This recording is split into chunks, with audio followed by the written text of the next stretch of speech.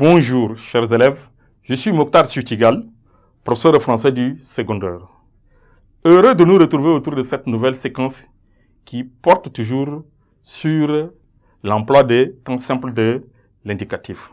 Nous avons eu à voir déjà le présent, l'imparfait, le passé simple. Maintenant, nous allons aborder le futur simple de l'indicatif.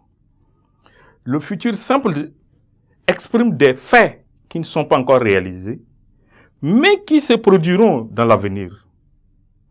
Nous prenons sous forme d'exemple une phrase.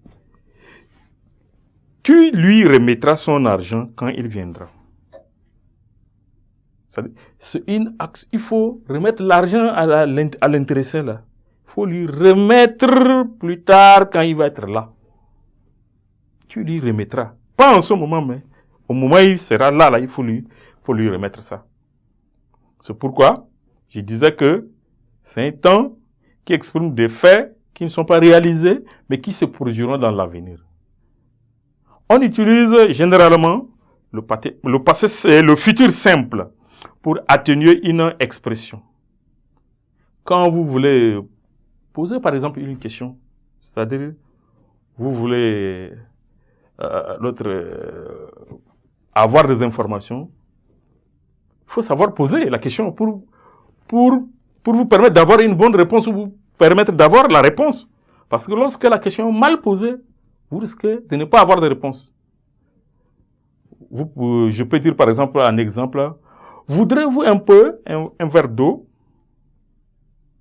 Je pose la question à quelqu'un qui me regarde, qui est arrivé. Et j'ai comme l'impression qu'il est dans le besoin de quelque chose. Voudrez-vous un peu un verre d'eau? Ou encore, on utilise le futur simple pour exprimer une supposition. Là, je dis, il se perdra en route. C'est-à-dire par rapport à une situation que la personne a vécue. Et maintenant, elle a quitté pour pouvoir aller quelque part. Alors, je me dis, je suppose par rapport à cette situation-là, qu'il risque de ne pas se trouver en route. Le futur simple peut être employé à la place de l'imparfait pour exprimer l'ordre ou la suggestion.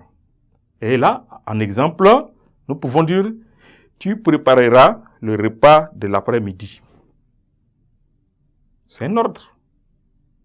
Tu prépareras le repas de l'après-midi. Je dis peut-être à madame, peut-être à ma fille, à ma cousine ou à ma soeur, tu prépareras le repas de l'après-midi. C'est un ordre que je donne. Maintenant, nous venons de voir comment on doit faire usage de l'emploi des temps simples de l'indicatif. Nous allons aborder également l'emploi des temps composés de l'indicatif. Les temps composés de l'indicatif se conjuguent à l'aide de l'auxiliaire être ou avoir, plus le participe du verbe à conjuguer.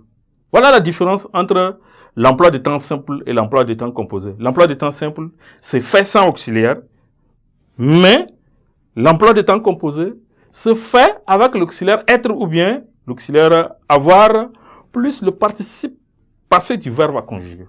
C'est la différence. Ces temps composés sont le passé composé, le plus que parfait, le passé antérieur et le futur antérieur. Merci pour votre attention et à nous revoir à la prochaine séquence.